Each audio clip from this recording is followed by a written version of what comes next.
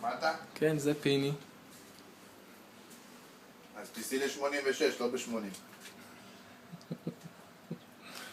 050 630 5028. ביי. מה הבאתי לה? הבאתי לה את הטלפון שלי. איזה דפוק אני, אתה גם כן בולגן. מה קורה? מה העניינים? הכל טוב? כן, פה אוכלים ב... זה פיני דניאל. מה, היא מתקשרת אליי, איזה דפוקה. זה פיני דניאל. הוא אוכל הוא כרגע. משתתף גם, הוא רוצה להשתתף במרוץ למיליון.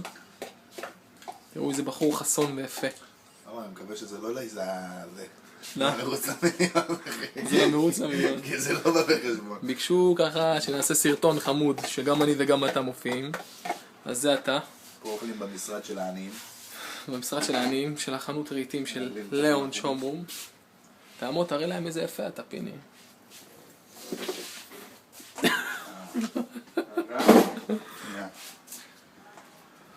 כן, זה הקרס. חודשיים לפני הוא סיים את המכון כושר. אשתו צריכה ללדת כאילו הוא יולד. אבל שותים די חולה. זה הכי חשוב, כפרה. זה הכי חשוב. עוד צריך לעשות סרטון יפה. זה אני. זה אהרון. אהרון. שלום אהרון. מה העניינים? כמו שאתם רואים, מדוגם, מסוכס. שלום, אני אהרון, אני בן 30, מתל אביב, נשוי פלוס אחד. אשתי ויקטוריה, יש לי ילדה קטנה בשם תואר. אני עובד כמעצב פנים, אדריכלות ועיצוב פנים, זה 3 שנים. ומאוד מאוד רוצה להשתתף במרוץ למיליון. זה אחד החלומות שלי בעצם להשתתף במרוץ. אני מאוד מאוד אוהב את התוכנית. ואני חושב שנכניס משהו אחר, משהו מעניין לתוכנית. אני ופיני זה זוג מנצח, פיני הוא בחור על הכיפאק, תראה להם פיני את ה... זה פיני.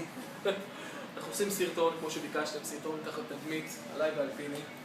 אני קצת אספר על עצמי, ופיני גם מספר קצת על עצמו.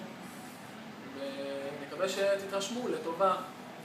אז הייתי מאוד שמח להשתתף במרוץ. אשתי חושבת שאני אחד האנשים המצחיקים שהכניס קצת פלפל לתוכנית, ואני ופיני זה שילוב מאוד מאוד מרצח, אז זה אני חייב להשתתף.